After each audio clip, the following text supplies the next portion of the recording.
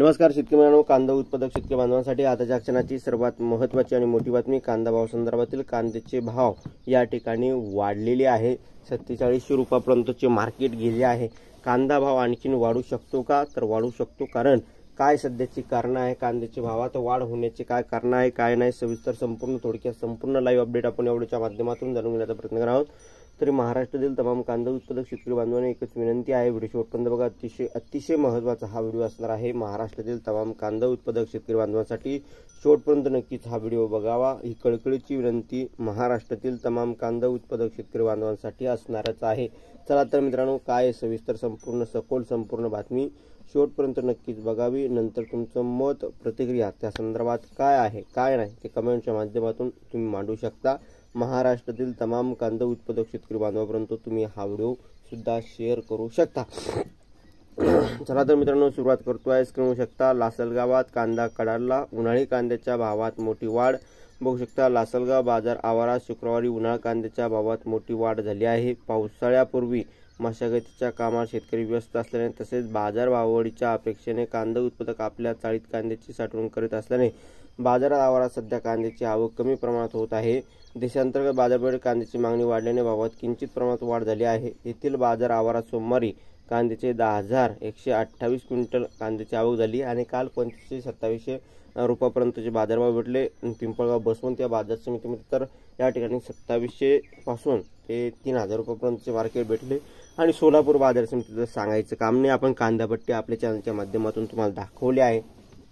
शेतकरी मित्रांनो, या ठिकाणी 3500, 4000, 4500, 4200, 3700, 3800 त्यानंतर मित्रांनो शेवटचे सर्वाधिक बाजारभाव जर बघितले, सर्वाधिक बाजारभाव 4700 रुपयापर्यंतचे भेटले गेलेले आहे। त्याचे कांदा पट्ट्या कांदा प्रूफ आपण या ठिकाणी खरंच घेतली का त्या संदर्भातील या ठिकाणी पट्ट्यासह त्या ठिकाणी आपल्या चॅनलच्या माध्यमातून दाखवण्यात आलेला आहे।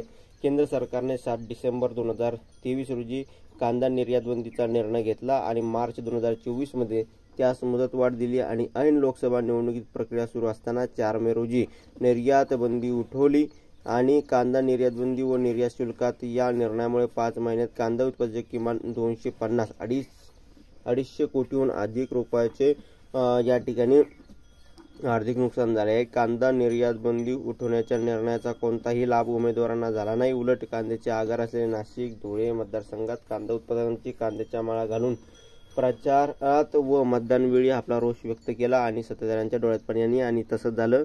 या ठिकाणी बघितलं जवळपास 7-8 या ठिकाणी जे काही भाजपचे सीटं पडलं। इकडे नाशिक भागामध्ये कांदा पट्ट्यामध्ये कांद्यामुळे या ठिकाणी त्या ठिकाणी त्यांना पडावं लागलं आणि इकडच्या मराठवाड्या भागामध्ये मराठा आरक्षणासंदर्भात जे काही मुद्दा पेटला होता त्या संदर्भात इकडं जे काही चालू खासदार आहेत ते पडावं लागले, जसं की बीडचे पंकजा मुंडे, जालन्याचे या ठिकाणी रावसाहेब दानवे केंद्रीय मंत्री असताना देखील पाडण्यात आलेले आहे। आणि इकडे सुद्धा नाशिकमध्ये दिंडोरी लोकसभा मतदारसंघातील केंद्रीय आरोग्य राज्यमंत्री डॉक्टर भारती पवार हे मोठमोठ्या बलाढ्य असे या ठिकाणी खासदार यावेळीस या ठिकाणी मराठा आरक्षण कांदा प्रश्नाने या ठिकाणी पाडलेले आहे।